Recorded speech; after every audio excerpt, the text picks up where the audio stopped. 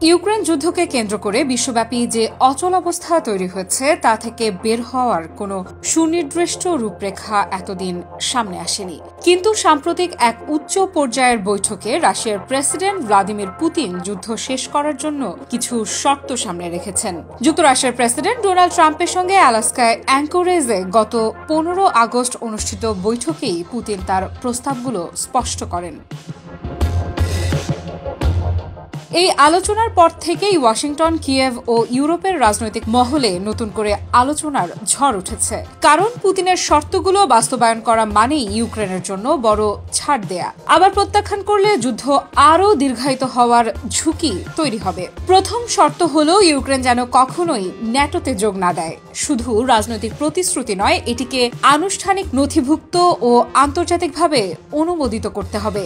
বহুদিন ধরেই রাশিয়া ন্যাটোর পূর্বমুখী সম্প্রসারণ নিজেদের নিরাপত্তার জন্য সরাসরি হুমকি হিসেবে দেখে আসছে। পুতিন এখন এই দাবি চূড়ান্তভাবে মেনে নিতে কিয়েভ ও পশ্চিমা বিশ্বকে বাধ্য করতে চাইছেন।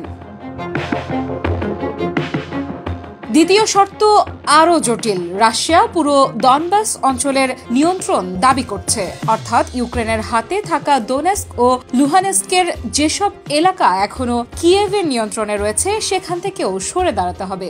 এর বিনিময়ে মস্কো রাজি হয়েছে জাপোরিঝিয়া ও খেরসন অঞ্চলে যুদ্ধের লাইন স্থির রাখতে। কিন্তু এতে ইউক্রেনের ভৌগোলিক অখণ্ডতা গুরুতরভাবে ক্ষতিগ্রস্ত হবে, যা কিয়েভের জন্য মেনে নেওয়া খুব কঠিন।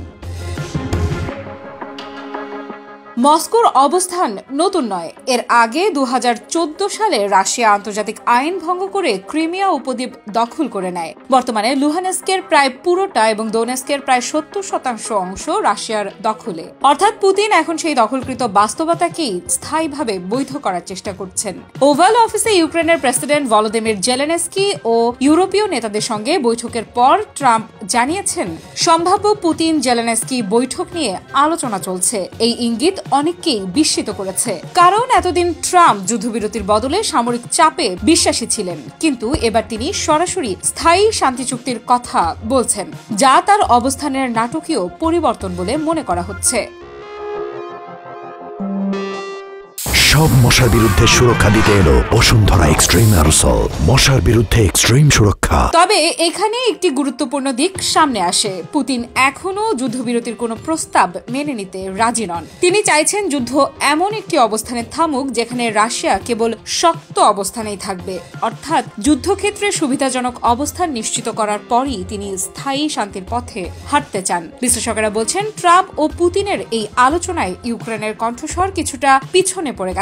জেলেনস্কি সবসময় বলেছেন রাশিয়ার দখলকৃত অঞ্চলগুলো ছাড়তে হবে, নয়তো যুদ্ধ বন্ধ হবে না। কিন্তু বাস্তবে তিনি পশ্চিমা সমর্থনের উপর এতটাই নির্ভরশীল যে ওয়াশিংটনের অবস্থান বদলালে কিয়েভও বাধ্য হবে নতুন বাস্তবতা মেনে নিতে। আফ্রিদা ইফরা, নিউজ 24।